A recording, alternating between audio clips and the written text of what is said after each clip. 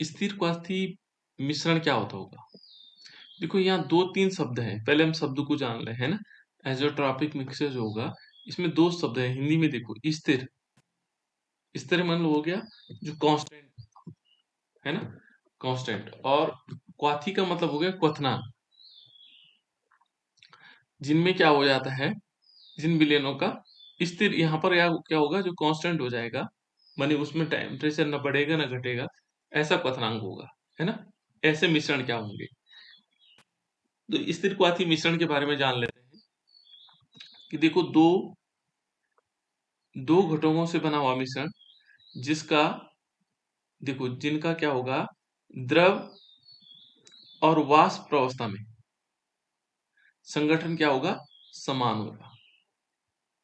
ठीक है ना? यानी कि जैसे हम देखें, मान लीजिए एक हमारे पास यहाँ पर कोई सॉल्यूशन है, ये मान लीजिए हमने क्या लिया, CH Cl3 लिया। ये क्या है बेटा, CH Cl3? क्लोरोफॉर्म से। क्लोरोफॉर्म, ठीक है, राइट। ये क्लोरोफॉर्म है और हमने क्लोरोफॉर्म लिया, और दूसरा इसके साथ लेते हैं CH2Cl2, ठीक है ना? इसके नाम है डाइक्लोरो मेथेन, ठीक है ना? तो इन दोनों का मिश्रण लिया यहाँ पर, ये वैसे एग्जांपल लिया, हो सकता है गड़बड़ होगा ना। तो देखो हमने क्या लिया, इन दोनों को मिश्रण यहाँ पर ले लिया, और जब इन दोनों का मिश्रण लेंगे यहाँ पर, तो फिर क्या होगा, इनका ये कहता है कि एक तो द्रव अवस्था में, जब ये यहाँ पर क्या होंगे, द्रव अवस्था में होंगे, तो उनका जो संगठन होगा, उनकी जो बनावट होगी समान होगी। जब ये यहाँ से दोनों वाष्प बनेंगे, दोनों क्या बन जाएंगे, भाप बनेंगे, तब भी क्या होगा, संगठन समान होगा। दोनों अवस्था में, यानी कि द्रव अवस्था में भी और वाष्प अवस्था में भी इन क्या है, इनकी जो इनका जो संगठन है वो समान होता है, ठीक है ना? और एक निश्चित ताप पर उबलते हैं, और ये दोनों क्या होते हैं, एक निश्चित ताप पर उबलते हैं, उनको कहते हैं स्थिर क्वाथी, इनको कहा जाता है स्थिर क्वाथी, ठीक है ना? और देखो बड़े, इन दोनों मिश्रणों को, ये तो बात समझ में आ गई, स्थिर क्वाथी क्या हुआ कि दो दो घटक हैं इसमें, और दो घटकों से जो बना पदार्थ है, उनका क्या होगा, द्रवावस्था में और वाष्प अवस्था में उनका जो संगठन होगा समान होगा। और जैसे एक निश्चित ताप पर उबालते हैं, ये क्या होते हैं, एक निश्चित ताप पर उबलते हैं, तो इनको कहा जाता है स्थिर क्वाथी कहलाते हैं, ये स्थिर क्वाथी है, ठीक है। उसके बाद है इसमें, इन जो मिश्रण है ये वाले, इन मिश्रणों के घटकों को प्रभाजी आसवन द्वारा पृथक नहीं किया जा सकता है, ये ध्यान रखना। प्रभाजी आसवन आप लोगों ने शायद पढ़ा नहीं होगा, है ना? फ्रैक्शनल डिस्टिलेशन बोलते हैं बेटा इसको, फ्रैक्शनल डिस्टिलेशन। वो दो द्रवों को अलग करने की विधि है, जिनका ताप क्या होता है, लगभग थोड़ा कम अंतर होता है उनमें, है ना? जैसे माना एथेनॉल है, CH3CH2OH, इसका इसका क्वथनांक कितना होता है बेटा, लगभग याद है आपको लोगों को क्वथनांक, किसी को मालूम हो? 78 के लगभग होता है ना? और यदि हम जल को देखेंगे H2O का, इसका क्वथनांक क्या होता है, तो सभी को मालूम है 100, ठीक है ना? इन दोनों विलयनों में इन दोनों जो हमारे पास लिक्विड्स हैं, द्रव हैं, इन दोनों का अंतर बहुत कम है।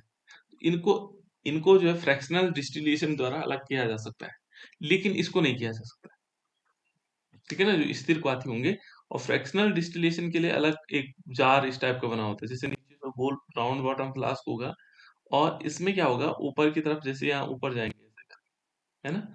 इसमें बीच बीच में क्या होता है, ऐसे गोले होता है, टेम्परेचर को ऐसे, ये फ्रैक्शन इसमें इस टाइप से ऐसे करके लगे होते हैं, है ना?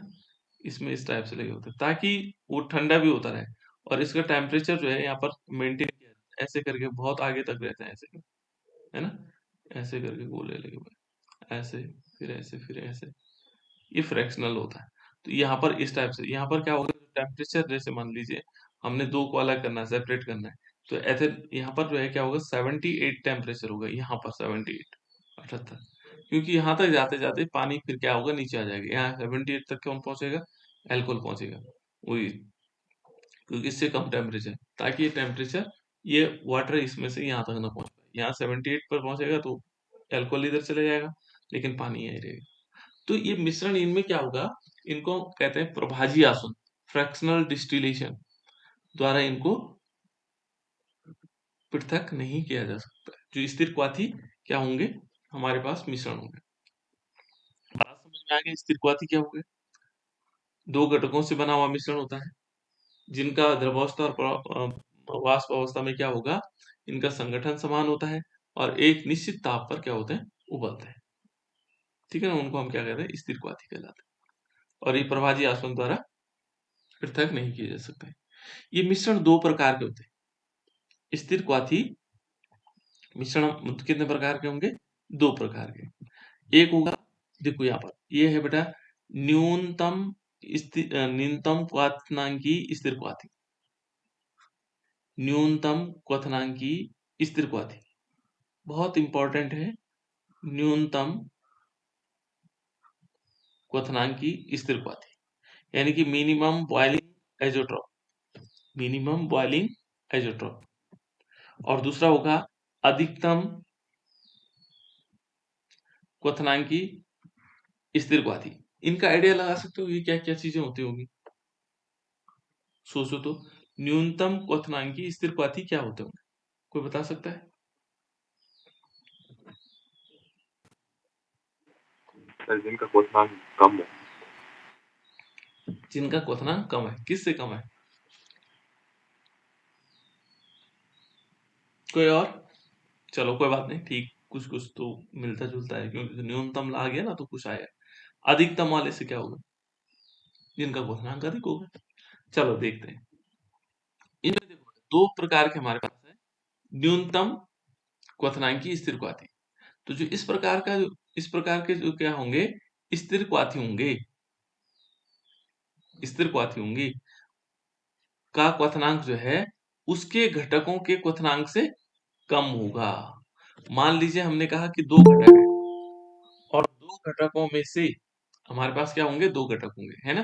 तो दो घटक, जैसे हमने कहा न्यूनतम क्वथनांकी स्थिर क्वाथी है, तो इसमें क्या होगा, इस प्रकार का जो क्वथनांक है, ये इस प्रकार का जो स्थिर क्वाथी है का क्वथनांक क्या होता है, उसके घटकों से के क्वथनांकों से कम होगा।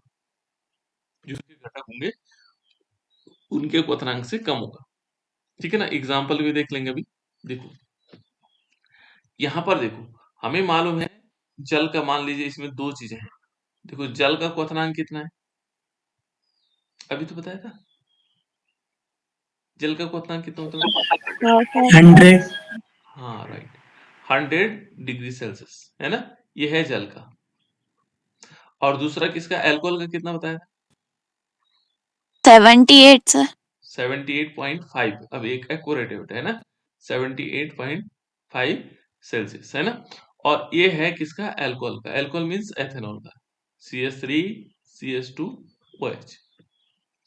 इन दोनों को जब हम मिलाएं, पहले इसका था 100, इसका था 78, लेकिन जब हम दोनों को मिलाएंगे तो देखो, इन्हें तो मिलाने पर क्या होना चाहिए, ज्यादा हो सकते थे, लेकिन ये क्या हो जाते हैं, कम हो जाते हैं। इन दोनों का जो क्वथनांक हो जाएगा मिलाने पर, ये हो जाता है 78। देखो ये जो इसके घटक थे, जल और अल्कोहल, इन दोनों घटकों से क्या है, उसका क्वथनांक क्या हुआ, कम हुआ। यहां पर समझ लीजिए, इस प्रकार के स्थिर क्वाथी का क्वथनांक, उसके जो घटक है, उसके घटक कौन कौन से हैं? जल हो गया और अल्कोहल हो गया, उसके घटकों से क्वथनांकों से कम होता है, उसको बोलते हैं न्यूनतम क्वथनांकी स्थिर क्वाथी। क्लियर, समझ में आ गया बेटा, जो उसके घटक थे उनसे कम हो गया। ठीक है, राउल्ट के नियम का से क्या होता है, ये कहते हैं राउल्ट का नियम से अत्यधिक धनात्मक विचलन दर्शाने वाले मिश्रण इस प्रकार के स्थिर क्वाथी होते हैं। यानी कि जो राउल्ट का नियम था, हमने राउल्ट का नियम पहले पढ़ा था, कैसे कैसे ग्राफ बनता था उसका, धनात्मक विचलन दिखाते हैं। तो ऐसे करके हम दिखा सकते हैं, यहाँ पर ये देखो डॉट, है ना, ये थोड़ा सा डाउन की तरफ था, ऐसे ऐसे तो था, है ना, यहाँ इस टाइप से, और इसको इस टाइप से बनाया हुआ था यहाँ से, है ना। तो धनात्मक विचलन के लिए कैसे दिखाएंगे, यहाँ से यूं दिखाएंगे, ठीक है ना, ऐसे करके, है ना, इससे थोड़ा एक लाइन ऊपर खींच लेना, धनात्मक विचलन दर्शाने वाला। ठीक है ना, ये स्थिर क्वाथी कहलाता है। ठीक है, तो यहाँ पर क्या होगा, राउल्ट के का जो नियम से अत्यधिक धनात्मक विचलन दर्शाने वाले मिश्रण इस प्रकार के स्थिरक्वाथी बनाते हैं। ये इंफॉर्मेशन है, ठीक है ना। इसका नियम क्या है कि इस प्रकार के स्थिरक्वाथी का क्वथनांक क्या होगा, उसके घटकों से कम होता है। ये हमने देख भी लिया कि हमने लिया एक जल, ठीक है ना, और दूसरा लिया अल्कोहल, लेकिन इसमें मात्रा अलग-अलग होगी बेटा। देखो इसमें मात्रा का हमें ध्यान रखना होगा कि जैसे इसमें क्या होगा, हमें 95% क्या लेना पड़ेगा, अल्कोहल लेना पड़ेगा। इसमें क्या होगा, अल्कोहल जनरली क्या होता है CH3 CH2 OH को ही लिया जाता है ना? क्योंकि जनरल सबसे ज़्यादा इम्पोर्टेंट अल्कोहल यही होता है ना? इसका क्या लेंगे 95%, 100% नहीं लेंगे, 95%, ठीक है ना? और 5% क्या लेंगे, जल। 5% क्या लेंगे, जल लेंगे, ठीक है ना। जल का जो मिश्रण होगा वो न्यून क्वथनांकी स्थिरोक्वाथी होगा। इसमें 100% नहीं लेंगे बल्कि 95% क्या लेंगे, हम क्या लेंगे, अल्कोहल लेंगे, तभी बन पाएगा ये, है ना। ये अल्कोहल लिया हमने और 5% हमने जल लिया, ठीक है ना। तो तब हमें पे क्या बनेगा, न्यून क्वथनांकी स्थिरोक्वाथी, ठीक हो गया। अब क्या होगा, अधिकतम क्वथनांकी स्थिरोक्वाथी क्या होगा, तो बहुत सरल हो गया। अब क्या होगा बेटा, कोई बता सकता है? सर स्थिरक्वाथी का क्वथनांक उसके घटकों से अधिक। बिल्कुल ऐसे कुछ होगा, है ना। अनुमान लगा रहे हैं ना, ठीक है ना, बिल्कुल वैसे होना चाहिए। देखो बेटा यहाँ पर क्या है, देखो इस प्रकार का जो, इस प्रकार के जो स्थिरक्वाथी होंगे का जो क्वथनांक है उसके घटकों के क्वथनांकों से अधिक होगा। देखो वही आया कि नहीं आया, सेम। अब हमने आइडिया लगा लिया, अधिकतम क्वथनांकी स्थिरक्वाथी का है। तो इस प्रकार के जो स्थिरक्वाथी होंगे उनका क्वथनांक क्या होगा, उसके घटकों से अधिक होगा, ठीक है ना। और राउल्ट के नियम में क्या होगा, राउल्ट का नियम बिल्कुल जस्ट उसके विपरीत हो जाएगा। राउल्ट के नियम में से क्या होगा, अत्यधिक ऋणात्मक विचलन प्रदर्शित दर्शाने वाले मिश्रण होंगे। तो राउल्ट का नियम देखो यहाँ पर हम ऐसे बना सकते हैं, वो फिर वही हमने क्या किया, दो यहाँ से डॉट डॉट करके ऐसे बना दिया, हाँ ठीक है ना। इसका यहाँ डाउन ले लेंगे, ठीक है ना, थोड़ा सा डाउन आ जाएगा और ये ऋणात्मक विचलन दिखाएगा। ऋणात्मक विचलन में इस लाइन के नीचे, इस लाइन के नीचे, धनात्मक विचलन इस लाइन के ऊपर होता है और ऋणात्मक विचलन यहाँ पर ऐसे नीचे की तरफ आएगा, ऐसे ये ऋणात्मक विचलन दिखाएगा, ठीक है। इस प्रकार का क्या दिखाएगा, इस प्रकार के स्थिरक्वाथी ऋणात्मक विचलन दर्शाते हैं। और इसका मिश्रण क्या हो, देखो बेटे इसमें जो बनाने के लिए हमें क्या करना पड़ेगा, वो याद रखना पड़ेगा हमें। यहाँ 68%, 68% और एक HNO3 को क्या बोलते हैं बेटा, HNO3 क्या बोलते हैं, nitric acid. Good good, nitric acid है ना, ये नाइट्रिक एसिड है। ये क्या है, HNO2 क्या है, HNO2 को जानते हो,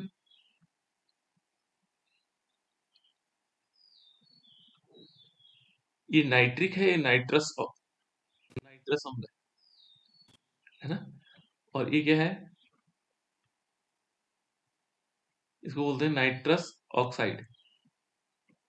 और इसको नोट कर लेना बेटा, क्योंकि ये बार बार याद नहीं रहता ना, इसलिए मैं पहले ही बता देता हूँ। NO को बोलते हैं नाइट्रिक ऑक्साइड, ये है नाइट्रस ऑक्साइड, ये है नाइट्रस अम्ल, ये है नाइट्रिक अम्ल। थोड़ा कंफ्यूजन है ना। ये देखो ये नाइट्रस ऑक्साइड है, ये क्या है, ऑक्साइड है, नाइट्रस ऑक्साइड, ठीक है ना। इसको हम क्या बोलेंगे, नाइट्रस ऑक्साइड। और इसको क्या कहा जाएगा, ये जो दूसरा है ये है नाइट्रिक ऑक्साइड, ठीक है बेटा। इसको क्या बोलेंगे, NO को क्या बोलेंगे, बताओ। HNO3 को क्या बोलते हैं, नाइट्रिक एसिड से। नाइट्रिक एसिड है ना। और ये इसको क्या बोलेंगे, नाइट्रस एसिड। हाँ नाइट्रस एसिड है ना। और इसको क्या बोलेंगे, नाइट्रस नाइट्रस ऑक्साइड। ऑक्साइड। और इसको क्या बोलेंगे, nitric, nitrous sir. Nitric, nitrous, nitric, ये भी नाइट्रिक है, जैसे नाइट्रिक है ना, ये भी नाइट्रिक है, लेकिन ये ऑक्साइड है।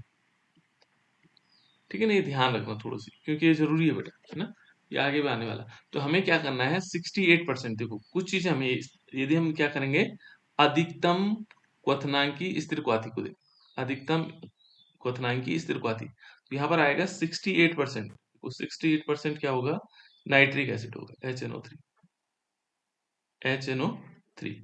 ठीक है ना, 68% तो इसका लेंगे, और 32% क्या लेंगे, जल लेंगे। ये बहुत इंपॉर्टेंट है, ये ध्यान रखना, इसलिए इंपॉर्टेंट है, इनका मिक्सचर इंपॉर्टेंट है। ठीक है ना, जब इस प्रकार का आप क्या बनाओगे, एक मिश्रण बनाओ, ठीक है ना, तो जबकि यहाँ पर क्या है, देखो यदि हम देखेंगे, जल का क्वथनांक कितना है, 100, 100 है कि नहीं, 100 है ना, और नाइट्रिक अम्ल का होता है 86। इन दोनों से, जब इन दोनों को मिला देंगे तो इससे अधिक होगा। देखो ये 100 से भी उसमें क्या हुआ था, कम हुआ था। ये देखो 100 जल का हो गया, और 86 किसका हो गया, नाइट्रिक एसिड का है ना। तो और अब इन दोनों का जब मिक्सर बनाओगे, और इतना कितना, 68% HNO3 और 32% जल, तो इनका जो क्वथनांक हो जाता है बेटा, ये होता है 120.5 डिग्री सेल्सियस, 120.5 डिग्री सेल्सियस, ये होता है। ठीक है ना, तो इस प्रकार से आ जाता है। तो इस टाइप से हम कह सकते हैं हमको, ये क्या है, ये क्या है, ये हमारे पास होंगे अधिकतम क्वथनांकी स्थिर क्वाथी। ठीक है, दोनों चीजों को समझ गए होंगे। चलो अब उसके बाद है नेक्स्ट टॉपिक है हमारे पास, विलयनों की अणुसंख्या गुणधर्म, कोलिगेटिव प्रॉपर्टीज। ये 4 कोलिगेटिव प्रॉपर्टीज होती हैं। कौन कौन से हो सकते हैं बेटा, पहले हम कोलिगेटिव प्रॉपर्टीज पढ़ते हैं, यानी अणुसंख्या गुणधर्म क्या है।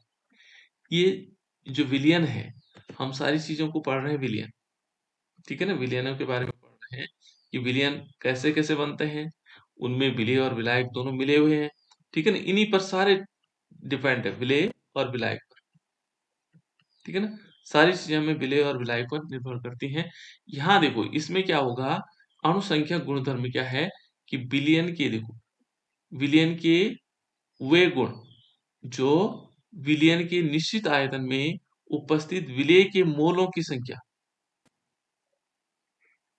ये इंपॉर्टेंट है। देखो हमने क्या किया, एक विलयन लिया, और विलयन का आयतन, निश्चित आयतन लिया। निश्चित आयतन का मतलब 1 लीटर ले सकते हैं, 2 लीटर, वैसे इकाई में लेंगे तो बढ़िया है ना। हम 1 लीटर भी ले सकते हैं, 10 लीटर भी ले सकते हैं, 5 लीटर भी ले सकते हैं। ठीक है ना, यानी कि हमें क्या करना है, निश्चित मात्रा में देखो, उसमें उपस्थित जो विलेय के मोलों की संख्या, जो मोलों की संख्या होगी, इस विलयन में जो मोलों की संख्या होगी, या अणुओं की संख्या, या तो विलयन के मोलों की संख्या या अणुओं की संख्या पर आधारित होता है। यहाँ पर जितनी भी कोलोगेटिव प्रॉपर्टीज हमने पढ़ी, ठीक है ना, विलयनों के अणुसंख्या गुणधर्म में, तो उसमें क्या आएगा, 2 चीजें आएंगी, विलेय के मोलों की संख्या या अणुओं की संख्या, है ना। ये जितनी भी कोलोगेटिव प्रॉपर्टीज है, इसलिए इसको अणुसंख्यक कहा जाता है। देखो कोलोगेटिव का मतलब होता है अणुसंख्यक, विलयनों के अणुसंख्या गुणधर्म, यानी कि उन अणुओं पर, यानी कि विलेय के मोलों की संख्या या अणुओं की संख्या आधारित होते हैं। ठीक है ना, विलयन के, देखो विलयन के अणुसंख्या गुणधर्म कहलाते हैं, ये कहलाते हैं, जो उसके मोलों पर निर्भर करेगा या उसके अणुओं पर निर्भर आधारित होती है, उसको हम कहते हैं विलयन के अणुसंख्या गुणधर्म। और वो कितने होते हैं बेटा, वो हमारे पास 4 होते हैं। ठीक है ना, अणुसंख्या गुणधर्म जो है वो 4 होते हैं, ये अणुओं की संख्या पर निर्भर करते हैं। जैसे देखो पहला है इसमें, विलायक के वाष्प दाब का अवनमन, विलायक के वाष्प दाब का अवनमन, यानी कि जब हम क्या करेंगे, विलायक देखा होगा आप लोगों ने, 2 चीजें मिल करके बना हुआ विलयन, एक तो है विलेय और दूसरा है विलायक। ठीक है, विलायक, ये 2 चीजें हैं। ये कहता है कि जैसे मान लीजिए हमने कोई विलायक लिया, विलायक क्या होता है, जो ज्यादा मात्रा में होता है। मान लीजिए हमने क्या लिया, H2O लिया, ठीक है, और इस H2O का वाष्प दाब कुछ भी था, मान लीजिए कुछ भी इसका वाष्प दाब है ना, तो इसका वाष्प दाब था, लेकिन जो वाष्प दाब इस विलायक का था, देखो विलायक के वाष्प दाब का अवनमन, अब कैसे उसमें कमी कैसे आएगी? इसका जो वाष्प दाब था, हमने क्या किया, इसमें कुछ विलेय मिलाया। क्या मिलाया बेटा? विलेय। जैसे हम विलेय को मिलाएंगे इस द्रव में, पहले इसका वाष्प दाब अलग था, ज्यादा था, लेकिन जैसे हमने क्या मिलाया, विलेय मिलाया, उसके वाष्प दाब में अवनमन आया। अवनमन का मतलब कमी। बिल्कुल राइट, अवनमन का मतलब हो गया कमी, उसकी वाष्प दाब में कमी आई। पहला देखो, विलेय अणु संख्या, किस अणु को मिलाने से उसके वाष्प दाब में क्या आ गई, कमी आ गई। राइट, हो गया। पहले हम इसके बारे में पढ़ेंगे, दूसरा देखते हैं, ठीक है ना। दूसरा है विलायक के क्वथनांक में का उन्नयन। अब विलायक, फिर विलायक, विलायक विलायक माने जो हमने द्रव लिया, मान लीजिए हमने देखा उसका क्वथनांक कुछ भी है, मान लीजिए हमने कहा इसका क्वथनांक 100 डिग्री सेल्सियस है, माना है ना, 100 डिग्री सेल्सियस, लेकिन जैसे हमने क्या मिलाया उसमें, वही विलेय मिला है, तो उसके क्वथनांक में क्या हुआ, उन्नयन हुआ। उन्नयन का मतलब वृद्धि हो गई सर। बिल्कुल राइट, इसके उन्नयन में वृद्धि हो गई। किस पर है सारे निर्भर, देखो ध्यान रखना, मैं इसीलिए इसको इस टॉपिक को बता रहा हूँ। अणुसंख्यक यानी कि किसके अणु, विलेय के अणु। विलेय के अणु ने कुछ न कुछ फर्क डाल रहा है ना, तो इनके बारे में हम पढ़ेंगे, कैसे कैसे होने वाला है, उन्नयन कितना होगा, किस प्रकार से होगा, क्या क्या कारक होंगे, बहुत सारी चीजें है ना, कि किस टाइप से आएगा। तीसरा देखो, विलायक के हिमांक का अवनमन।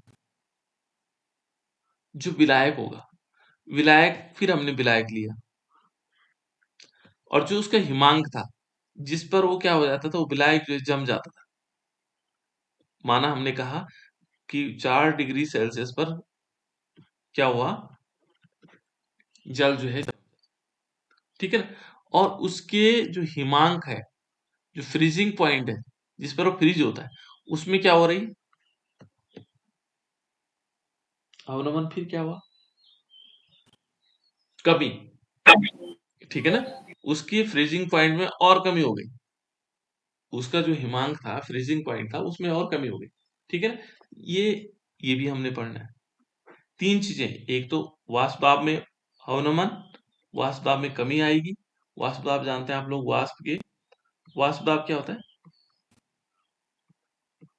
वाष्प दाब जो वाष्प के द्वारा लगने वाला दबाव होता है ना, उसमें क्या होगी, कमी आएगी, वाष्प दाब में तो कमी आएगी। क्वथनांक क्या होगा, बढ़ेगा, क्वथनांक क्या होगा, बढ़ेगा, है ना। जो फ्रीजिंग पॉइंट है, हिमांक है, वो क्या होगा, वो क्या होगा, घटेगा। और देखो बेटा, उसके बाद विलायक का प्रासरण दाब, उस, यदि हम क्या करते हैं, जो विलायक है, ये सारे तीन चारों चीजों को देखो, यहाँ पर भी विलायक था, यहाँ पे भी विलायक था, यहाँ पे विलायक था, यहाँ पे भी विलायक, विलायक का परासरण दाब, विलायक का परासरण दाब, उन अणुओं से क्या फर्क पड़ेगा, ठीक है। तो विलेय के जो अणु हम मिलाएंगे, उन अणुओं की क्या पर निर्भर करता है, उसका वाष्प दाब में क्या परिवर्तन आएगा, अवनमन होगा, है ना, उसके विलायक के क्वथनांक में क्या होगा, उन्नयन होगा, हिमांक में क्या होगा, अवनमन होगा, ठीक है ना। इस प्रकार से हम अलग अलग पॉइंट, ये है अणुसंख्या गुणधर्म, ठीक है ना।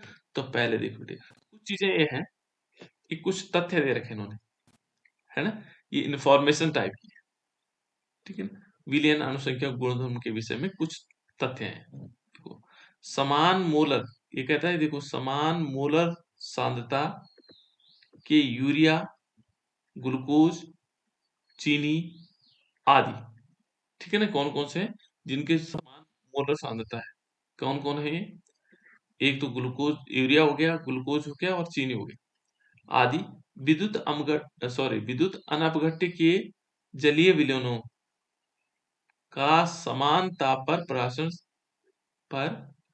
परासरण दाब, क्वथनांक में उन्नयन आदि गुणों, ये देखो अणुसंख्या गुण समान होते हैं।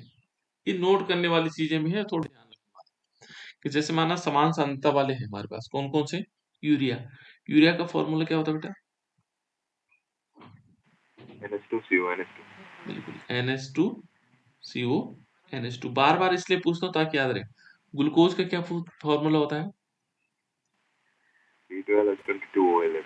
बिल्कुल C12H22O11, ठीक है ना। और चीनी का क्या फॉर्मूला होगा? सेम ही होगा। हो गया कंफ्यूजन? C12H22O11 किसका होता है? चीनी का। और ग्लूकोज का क्या होता है? C6H12O6, ठीक है ना। देखो बेटे, ये क्या कह रहा है कि समान मोलर सांद्रता, कि यूरिया हो गया, ग्लूकोज हो गया, चीनी हो गया आदि जो होंगे विद्युत अनवघट्य, जो विद्युत के द्वारा अवघटित नहीं होते हैं, ये ध्यान रखना। विद्युत अनवघट्य का मतलब जो विद्युत के द्वारा अवघटित नहीं होते हैं, कि जलीय विलयनों का समान ताप, यदि हम क्या करेंगे इसमें, इनका जलीय विलयन बनाएंगे। जैसे माना हमने यूरिया का जलीय विलयन बनाया, यूरिया का क्या बनाया? जलीय विलयन, जल में घोल करके यूरिया का, है ना। या चीनी का जलीय विलयन बनाया, या ग्लूकोज का जलीय विलयन बनाया, ठीक है ना। इनका जो विलयन होगा, जलीय विलयनों का समानता पर प्राशन दाब, क्वथनांक में उन्नयन आदि जो क्या होंगे, अणुसंख्यक गुण होंगे, समान होते हैं। ये तीन चीजें बताई इसने, समझ में आया? यदि समान क्या है? मोलर सांद्रता है, ठीक है। ये पहली इंफॉर्मेशन थी, ये याद रखना आपको, ठीक है ना। कि यदि हमारे पास क्या है, समान मोलर सांद्रता वाले यूरिया हो गया, ग्लूकोज हो गया, और ये क्या है? विद्युत अनवघट्य है। तो इनका जब जलीय विलयन बनाएंगे हम, तो इनका क्या होगा? समानता पर प्राशन दाब क्या होगा? प्राशन दाब क्या होगा? प्राशन दाब, क्वथनांक में उन्नयन, जो अणुसंख्यक गुणधर्म होंगे वो क्या होंगे? समान होंगे। प्राशन दाब को हम पाई से दिखाते हैं बेटा, है ना। ये ध्यान रखना, यहाँ पे जो दिखाई दे रहा होगा आपको, ये ऐसे दिखाई दे रहा है, लेकिन ये पाई इस टाइप से बना हुआ है, ये प्राशन दाब इस टाइप से होता है, ठीक है ना। देखो, इन अणुसंख्यक गुणों में आयन अणुओं या कणों के समान व्यवहार करते हैं। किसके समान व्यवहार करते हैं? अणुसंख्यक गुणों में आयन जो है अणु और कणों के समान व्यवहार करते हैं। जो आयन होंगे इसमें किस प्रकार का व्यवहार करते हैं? जैसे अणु होंगे और कणों के समान व्यवहार करते हैं, ठीक है ना। समान मोलर सांद्रता की यूरिया हो गया, सोडियम क्लोराइड हो गया, कैल्शियम क्लोराइड हो गया। कैल्शियम क्लोराइड का सूत्र क्या होता है? CaCl2 CaCl2। Cl2 और इसका सोडियम क्लोराइड का NaCl। NaCl। ऐसे क्यों किया बेटा? इसके साथ नाइंसाफी क्यों किया आप लोगों ने? Na के साथ एक Cl और कैल्शियम के साथ 2 Cl। Sir calcium second group है, उसकी संयोजकता 2 है, तो सर उसको बैलेंस करने गुड गुड गुड, यही पूछना चाह रहा था मैं, है, ठीक है ना। देखो बेटा, ये फर्स्ट ग्रुप का है, इसलिए NaCl हुआ और CaCl2 हुआ, ठीक है, ठीक है। अब देखो बेटा, यहाँ पर क्या हुआ? Na3PO4, है ना, ये तीसरा है, ठीक है ना। जलीय विलयनों के अणुसंख्यक गुणधर्म समान नहीं होते हैं। सर ये Na3PO4 क्या है सर? ये है सोडियम फॉस्फेट है बेटा, इसको बोलते हैं सोडियम फॉस्फेट, ठीक है ना। और Na जो क्या होगा, अभी कहता है देखो, समान मोलर सांद्रता, ये इंफॉर्मेशन है बेटा कुछ, है ना। देखो यहाँ पर था समान मोलर सांद्रता, जैसे यूरिया हो गया, है ना। और यहाँ कह रहा है देखो, समान मोलर सांद्रता कि urea, sodium chloride, calcium chloride, ठीक है ना, और सोडियम फॉस्फेट, जलीय विलयनों के अणुसंख्यक गुण क्या नहीं होते हैं? समान नहीं होते हैं, ठीक है ना। इसका कारण क्या है? विद्युत अपघट्य जल में वियोजित होकर के आयन देते हैं। ये क्या करते हैं? ये आयन देते हैं जो अणुसंख्यक गुण उत्पन्न करने में अणुओं की भांति व्यवहार करते हैं, ठीक है ना। ये अणुओं की भांति क्या करने लग जाते हैं? व्यवहार करने लग जाते हैं। ये आयन देंगे तो इसलिए अणुओं के समान व्यवहार करते हैं। जो इसका मतलब क्या हुआ, कि जो विद्युत क्या है, अनवघट्य है, उन क्या होंगे? समान गुण दिखाएंगे। और जिनमें विद्युत अपघट्य होंगे, वो क्या नहीं दिखाएंगे? इसमें समान गुण नहीं दिखाएंगे, यानी कि उसके अणुसंख्यक गुण समान नहीं हो पाएंगे, जैसे क्वथनांक गुण है ना। तो देखो, ये क्या होंगे? भिन्न भिन्न संख्या हो सकती है, ठीक है ना। और यह क्या कहता है? यह आवश्यक नहीं है कि समान दशाओं में समान मोलर सांद्रताओं कि विद्युत अपघट्य विलयनों के अनुसंख्यक गुण क्या होंगे, समान होंगे। ये कुछ इन्फॉर्मेशन टाइप के, इनको आप चाहे स्क्रीनशॉट खींच लो, ये इन्फॉर्मेशन है ना इनकी। अब इसके बारे में इसके बाद हम बाद में पढ़ लेंगे इसको स्क्रीनशॉट खींच लिया आप लोगों ने?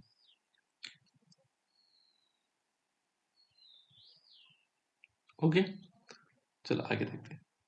इसमें एक और देखो बेटा, ये इन्फॉर्मेशन थोड़ा पढ़ लेते हैं इनको। देखो, दो विभिन्न पदार्थ है ना, कि विलयनों के अनुसंख्यक गुण बराबर होंगे यदि विलयन में क्या है, निश्चित आयतन हो में उपस्थित निश्चित जो है विलय के आयन या अणुओं की संख्या हो। ठीक है ना, माना हमारे पास दो विभिन्न पदार्थों के विलयन है और उनके अनुसंख्यक गुण बराबर होंगे। ठीक है ना, यदि क्या होगा, उनका निश्चित आयतन होगा, निश्चित आयतन में उपस्थित विलय के आयनों या अणुओं की संख्या भी क्या होगी, समान होगी। ठीक है ना, ये एक इन्फॉर्मेशन और है। और लास्ट वन है इसमें, देखो, अनुसंख्यक गुण विलय के अणुभार के व्युत्क्रमानुपाती होते हैं। इसको देखो बेटा, अनुसंख्यक जो गुण होंगे विलय के अणुभार के व्युत्क्रमानुपाती होंगे। ठीक है, उसके विपरीत हो जाएंगे। तो ये कुछ इन्फॉर्मेशन थी। अब आगे चलते हैं। पहला है इसमें आपेक्षिक अवनमन। आपेक्षिक अवनमन किस प्रकार से आएगा? वास्तव में आपेक्षिक अवनमन हमने पहले पढ़ लिया था ये, कि किस प्रकार से आपेक्षिक अवनमन होगा। उसमें वास्तव में किस प्रकार से आपेक्षिक अवनमन कमी किस प्रकार से आएगी, तो किस प्रकार से आ सकती है। देखो बेटे, इसमें हम पहले देखेंगे कि ये है आपेक्षिक वाष्पदाब में अवनमन। ठीक है ना, पहला वाला पॉइंट हमने पढ़ा ना, वाष्पदाब में अवनमन होना वाला। वाष्प, पहले हम वाष्पदाब बताएंगे। वाष्पदाब क्या हो सकता है, अभी बताया था तो मैंने कि जैसे माना कोई द्रव है, उसके द्वारा जो उत्पन्न वाष्प होगी, उसके द्वारा जो प्रेशर लगता है वो क्या कहलाता है, उसको वाष्प कहलाता है। तो रावर्ट के नियम अनुसार क्या है, रावर्ट के नियम के अनुसार है कि अवाष्पशील ठोस के लिए विलयन का आपेक्षिक वाष्पदाब अवनमन विलय के मोल प्रभाज के बराबर होता है। ठीक है ना, इसमें क्या हुआ कि जो अवाष्पशील ठोस है, जैसे मान लीजिए हमने NaCl लिया, सोडियम क्लोराइड लिया, ये अवाष्पशील ठोस है बेटा, ये वाष्पित नहीं होता है। पोटेशियम क्लोराइड, ये अवाष्पशील ठोस है। इनका जब हम क्या करेंगे, इनका जब हम विलयन बनाएंगे तो उसमें क्या होगा, इन पदार्थों को जब हम क्या करेंगे, विलायक में मिलाएंगे। विलायक का पहले वाला पॉइंट पढ़ा ना हमने, विलायक के वाष्पदाब में अवनमन, है ना। तो ये देखो, ये कह रहा है कि आपेक्षिक वाष्पदाब में अवनमन, यानी कि जब हम इस NaCl को मिलाएंगे, KCl को मिलाएंगे, तो उसमें क्या होगा, उसके वाष्पदाब में कमी आएगी। और कितनी कमी आएगी, ये राउल्ट ने हमें पहले बता दिया। कितनी कमी आएगी, विलयन का आपेक्षिक वाष्पदाब अवनमन विलय के मोल प्रभाज के बराबर होगा। कितना होगा अवनमन, कितना होगा, विलय के मोल प्रभाज के बराबर। जितना विलय का मोल प्रभाज होगा, उसके वाष्पदाब में उतना अवनमन होगा। समझ में आया बेटा? यानी कि विलय जो हमारे पास किसी विलयन का वाष्पदाब में अवनमन कमी कितनी होगी, उसके मोल प्रभाज के बराबर होगी, विलय के मोल प्रभाज के बराबर।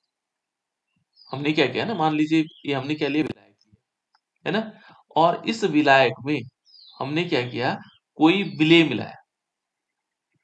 मान लीजिए हमने क्या किया, कोई विलय मिलाया, तो ये कह रहा है कि इस विलायक के वाष्पदाब में आपेक्षिक जो अवनमन होगा वो कितना होगा, कमी कितनी होगी, वो इस विलय के मोल प्रभाज के बराबर। जितना इसका मोल प्रभाज होगा उतनी उसकी क्या होगी, कमी होगी, वाष्पदाब में कमी हो जाएगी। क्लियर? मेरी बात समझ में आई?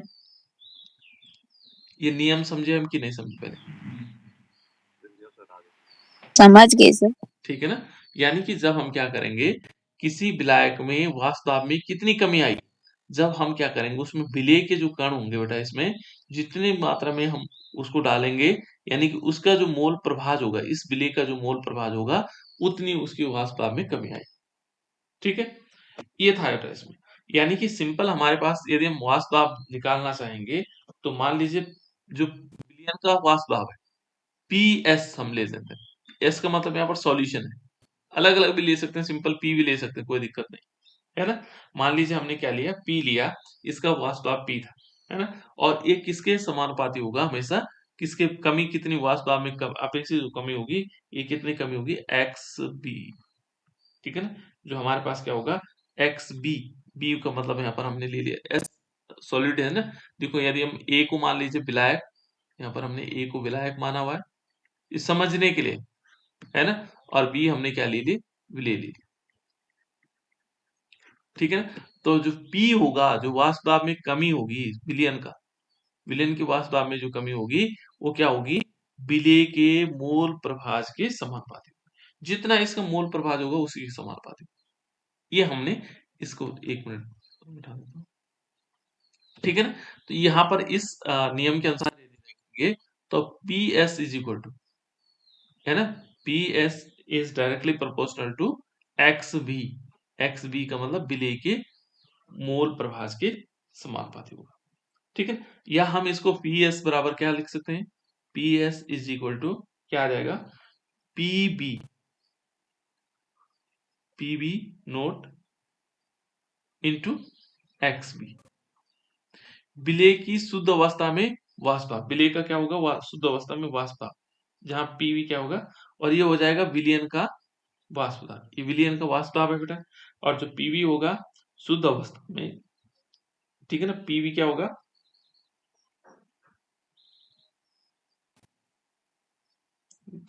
E और B गड़बड़ हो गया,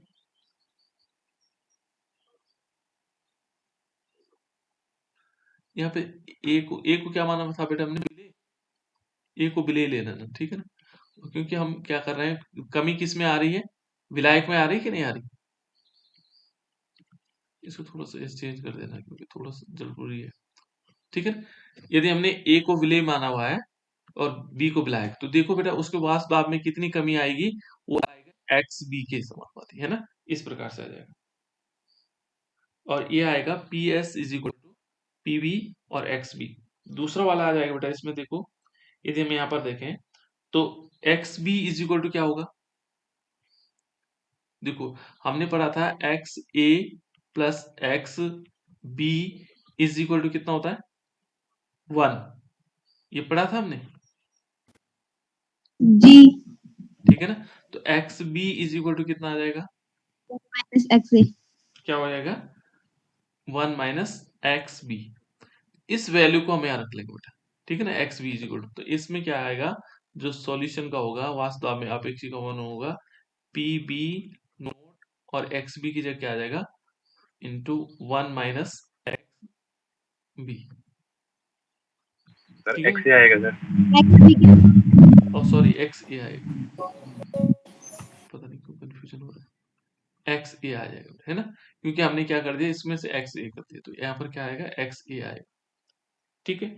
अब इसमें देखो बेटा, ये तो हमारे पास एक फॉर्मूला टाइप का बन रहा है, तो ये क्या हो जाएगा, देखो यदि हम इसमें देखेंगे अवनमन कैसे निकालते हैं, यदि हम कमी देखेंगे तो कमी कैसे निकालेंगे, ये तो विलियन की वो निकाली हमने कमी है ना, कि उसमें कितना विलियन की कमी आएगी, तो कमी कैसे निकालते हैं, कि जो शुद्ध अवस्था में, जैसे मान लीजिए हमने क्या लिया, जो बी है विलायक का, जो मान लीजिए हमने विलायक लिया, तो विलायक की जो शुद्ध अवस्था में क्या था, वाष्प दाब था, मान लीजिए हमने कहा कि 100 डिग्री सेल्सियस, विलायक का था 100 डिग्री सेल्सियस, लेकिन जब हमने क्या मिलाया उसमें, क्या मिलाया इसमें, विलेय मिलाया, तो पहले विलायक था बेटा, देखो शुद्ध अवस्था में विलायक है, इसको हम ऐसे तो लिख रहे हैं, शुद्ध अवस्था में विलायक आ गया। अब हमने क्या किया इसमें, क्या मिलाया, विलेय मिलाया, क्या मिलाया बेटा, विलेय। तो जब विलेय मिला देते हैं विलायक में, तब क्या हो जाता हो, मान लीजिए हमारे पास ये विलायक है शुद्ध अवस्था में, H2O है ना, इसका था 100 डिग्री सेल्सियस, अब हमने इसमें विलेय मिला दिया, मान लीजिए NaCl मिला दिया। अब पहले क्या हुआ है, पहले हम इसको क्या पढ़ेंगे, अभी विलेय, ये तो विलायक हो गया, ये अलग विलेय था, जब इन दोनों को मिला देते हैं तो क्या बन जाता है, विलियन तो बनेगा, है ना। अब विलियन बन गया, तो विलियन में क्या हुआ, जैसे हमने इसको मिलाया तो इसके वाष्प दाब में क्या होगी, कमी हो गई, है ना। तो जैसे मान लीजिए इसमें 100 डिग्री था, तो ये इस शुद्ध अवस्था में जल का जो वाष्प दाब होगा, और उसके बाद क्या होगा, उसमें से हम क्या करेंगे, वाष्प दाब में कमी निकालनी है। पहले इस विलायक का था 100 डिग्री, ठीक है ना, और जैसे हमने क्या मिलाया, विलेय मिलाया, तो विलेय मिलाने के बाद इसका हो गया 80 डिग्री, मान लीजिए हमने क्या कहा, 80 डिग्री सेल्सियस हो गया, ठीक है ना। इसमें कमी कितनी हुई बेटा, वाष्प दाब में अवनमन कितना हुआ, पहले 100 था, उसके बाद कितना हो गया, 80 हो गया, कितना हुआ कमी, 20 हाँ 20 डिग्री सेल्सियस हुआ कि नहीं हुआ। हमने क्या किया, शुद्ध अवस्था में जो क्या था, विलायक था, उसमें से हमने क्या किया, विलयन को घटाया। तो यहाँ पर भी ऐसे करते हैं, वाष्प दाब में अवनमन कैसे होगा, कि जो शुद्ध अवस्था में हमारे पास क्या था, विलायक था, उसमें से हम क्या कर देंगे, विलयन का जो वाष्प दाब है उसको घटा देंगे, तो वो क्या आ जाएगा, अवनमन आएगा, कमी आएगी। और ये बराबर क्या था, ये हमने अभी पढ़ा था, ये आएगा पी, जो क्या होगा, पी बी नोट, और यहाँ आएगा एक्स ए, यानी कि जो हमारे पास विलेय है, विलेय के मोल प्रभास के समानुपाती, यानी कि पीबी और एक्स ए का मल्टीप्लाई होगा, इसके समानुपाती। शुद्ध अवस्था में तो ये होगा बी वाला, ठीक है ना, इस प्रकार से आ जाएगा। अब इसमें देखो बेटा, इसमें से जब हम इसको यहां से यहां ले लेंगे, इस शुद्ध अवस्था में विलायक का था, और ये हमने विलेय मिला दिया इसमें, है ना। अब देखो ये इसमें क्या आएगा, पी बी, इसका फॉर्मूला आएगा P B naught minus P S upon क्या आ जाएगा, P B naught is equal to क्या होगा, एक्स ए, ये होगा इसमें, इसके लिए फॉर्मूला बन जाएगा, ठीक है ना, वाष्प दाब में आपेक्षिक अवनमन। तो इसको हम क्या कर सकते हैं, शुद्ध अवस्था, और इसको यदि देखेंगे तो इसको लिखा जा सकता है डेल्टा पी भी लिख सकते हैं, क्या लिख सकते हैं, डेल्टा पी, ये आपेक्षिक और बटे में क्या आ जाएगा इसका, P P naught is equal to क्या आ जाएगा, एक्स ए, ये तो होगा इस प्रकार से, जहां पर डेल्टा पी क्या है, वाष्प दाब में अवनमन है, ये वाष्प दाब में अवनमन है कि कितनी कमी हो रही है ना। और इसको हमने आपेक्षित लिया किसके, इसके शुद्ध अवस्था में जो पदार्थ है उसके सापेक्ष लिया इसको। तो इस प्रकार से हम इसको क्या निकाल सकते हैं, वाष्प दाब में अवनमन। और जो एक्स ए होगा, ध्यान रखना ये विलेय का है, विलेय का वाष्प दाब, तो इससे फॉर्मूला और आगे बना सकते हैं हम, कि यदि हम इसको ऐसे लिखें, देखो ये तो ये फॉर्मूला, मेन फॉर्मूला तो ये हो गया, इसको हम ऐसे भी लिख सकते हैं, P B naught minus P S upon क्या आ जाएगा, पी बी नोट, है ना। और इस एक्स ए की जगह क्या लिख सकते हैं, यहां पर लिख सकते हैं एन ए, किसके, जो विलेय के मूल अंश, और बटे में क्या लिख सकते हैं, विलेय के मूल अंश प्लस विलायक के मूल अंश, ऐसे तो लिख सकते हैं, एन बी, ये आ जाएगा। इस फॉर्मूले को हम ऐसे भी लिख सकते हैं, ठीक है ना, बाकी आप लोगों को पता है। लेकिन एक चीज ध्यान रखना बेटा, जब क्या होगा, एक कंडीशन और हो सकती है, जब क्या होगा, विलयन अत्यधिक तनु होगा, विलयन क्या होगा, विलयन अत्यधिक तनु, मैंने बताया था तनु का नियम बताया था, अत्यधिक तनु होगा, ठीक है। तो उस दशा में क्या होगा, कि जो यहां पर होगा, क्या माना जाएगा, जो विलेय की मात्रा है Na है, वो इसकी तुलना में नगण्य हो। यहां देखो इस वाले में है ना, इसमें क्या होगा, ये मान लीजिए Na इज वेरी लेस, बहुत ज्यादा कम है, बहुत कम है, इस प्रकार से बना होगा, बहुत कम है। मान लीजिए देखो, Na is more less than क्या होगा, Nb। तो ऐसी दशा में क्या होगा, मान लीजिए मैंने कहा भी था आपको, तनु विलयन का मतलब, जैसे माना आपने एक गिलास पानी लिया और उसमें क्या किया, 5 या 10 2 या 3 दाने जो है चीनी का डाल दी, तो ये क्या हो जाएगा, बहुत तनु हो जाएगा, पता भी नहीं लगेगा मीठा है कि नहीं, है ना।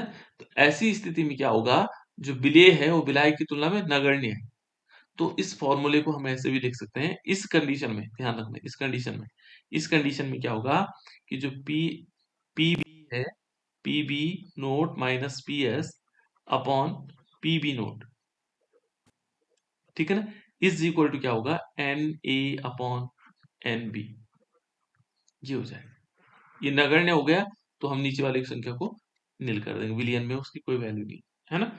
और ऐसी दशाओं में देखो बेटा, यहाँ पर क्या कर सकते हैं, Na पता है आप लोगों को, PS इज इक्वल टू, इसको आगे PB note minus PS upon क्या आएगा, PB नोट, और A इज इक्वल टू क्या होगा, विलेय के मोलों की संख्या। तो हम क्या कर सकते हैं, विलेय के ग्राम में मात्रा, यहाँ पर क्या होगा, विलेय के ग्राम में मात्रा, तो विलेय की ग्राम में मात्रा, विलेय की ग्राम्य मात्रा, और बटे में क्या कर देंगे, इसके बटे में कर देंगे विलेय का अणुभार, ऐसे तो आएगा विलेय का अणुभार। और इस होल के बटे में क्या आएगा, देखो यहाँ पर Nb है, Nb क्या है, विलायक है, तो विलायक, हम इसको ऐसे लिख सकते हैं, विलायक,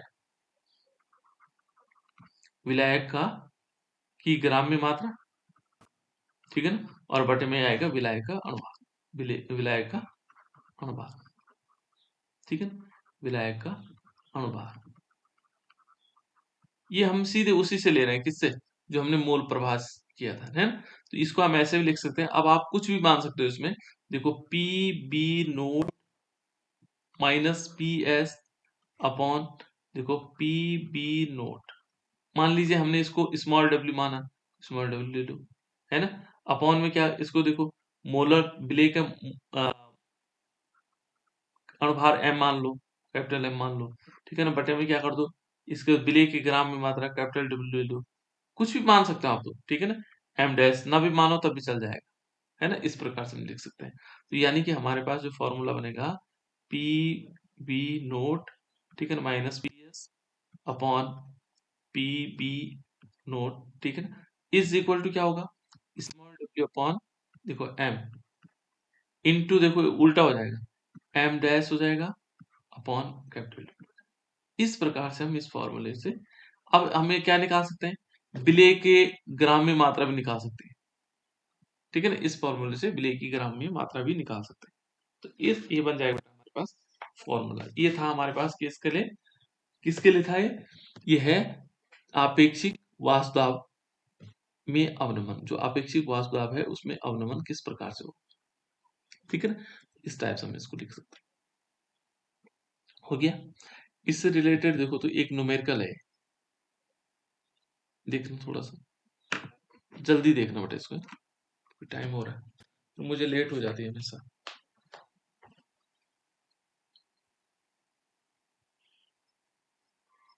ये स्क्रीन शॉट खींच लो इसको।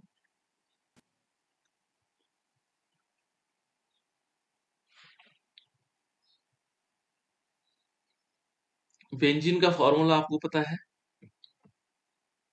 ये यहाँ थोड़ा जी फिजिकल केमिस्ट्री है ना, तो यहाँ थोड़ा जरूरी है बेटा, देखो C6H6, ये बेंजीन, वाष्पदाब दे रखा है इसने, इतना भार है, 1 ग्राम वाष्पशील विद्युत अनवघट्य ठोस को 39 ग्राम बेंजीन में घोला गया है, प्राप्त विलयन का वाष्प दाब 10 बार है, ठोस का मोलर द्रव्यमान ज्ञात कीजिए। ठोस का मोलर द्रव्यमान जिसको हमने एम डैश कहा था, नहीं स्मॉल, ठोस का स्मॉल मोलर द्रव्यमान लिखा था।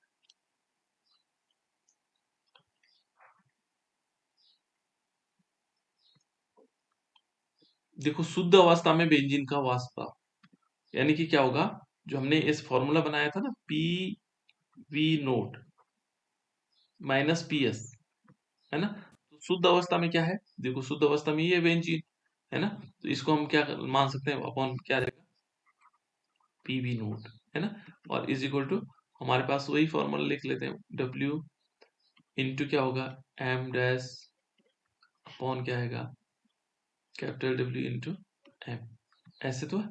तो अब देखो बेटा इसमें क्या है, ये वाली चीजें तो ये देखो, शुद्ध बेंजीन है 15 बार, तो हम इसको PV यहाँ पर आ जाएगा 15, ठीक है ना, 1 ग्राम, देखो 1 ग्राम वाष्पशील विद्युत अनवघट्य, 1 ग्राम हमने क्या किया, वाष्पशील विद्युत अनवघट्य ठोस को 39 ग्राम बेंजीन में घोला गया, 1 ग्राम लिया हमने ये वाला, वह स्पिरिट ठोस है ना, अनअपघट्य, और उसको कितना 39 ग्राम, ये हमारे पास 1 ग्राम हो गया। और फिर क्या कह रहा है, 39 ग्राम बेंजीन। बेंजीन का जो ग्राम में मात्रा होगी, ग्राम में मात्रा ये आ जाएगा, ये कितना है 39 ग्राम, है ना। और इसका हमें पता लग जाएगा मोलर, क्या आएगा, मोलर द्रव्यमान इसका पता लग जाएगा। ये तो बेंजीन का है ना मोलर द्रव्यमान, इसका C6H6 ले लेंगे। और इसका ये कहता है कि देखो, और 10 बार देखो, उसके बाद क्या होगा, जैसे हमने 1 ग्राम मिलाया, उसका जो प्राप्त विलयन हुआ उसका औसत दाब कितना हुआ, यानी कि 15 माइनस 10, और बटे में 15 आ जाएगा। अब इसमें देखो ग्राम में मात्रा इसकी 1 ग्राम थी, ठीक है ना, इसका मोलर द्रव्यमान था हमारे पास, निकालो तो कितना आ रहा है, 12 गुणा के 6 प्लस 6, 12 से 72, 78 78 हुआ, तो 78 हुआ। और इसकी यदि ग्राम में मात्रा देखेंगे बेटे, तो ये 39 ग्राम है, देखो ये 39 ग्राम है हमारे पास, 39 ग्राम, है ना। इनटू देखो यहाँ पर हमें क्या निकालना है, ये कैपिटल है, इसको कैपिटल है, ये मोलर द्रव्यमान है ना, मोलर द्रव्यमान, ठोस का मोलर द्रव्यमान, इसका मोलर द्रव्यमान ये है मोलर द्रव्यमान। अब ये देखो 39 का दुगुना होता है सीधे, ठीक है। ये तो आ गया, इसके ये सीधे यहाँ चले जाएगी, यहाँ इसमें 15 में से 10 गया तो 5 बचेगा, 5 बटे कितना हुआ 15, तो इसको हम 1/3 भी कर सकते हैं, बराबर 1/3, बराबर कितना है हमारे पास 2/m आया, ठीक है, 2/m आया, तो m का गुणा यहाँ कर दो और 3 दूना 6 कर दो, तो इसका मोलर द्रव्यमान कितना है, इसका मोलर द्रव्यमान है 6। इस प्रकार से हम इसको सॉल्व कर सकते हैं, ठीक है, हो गया बेटा।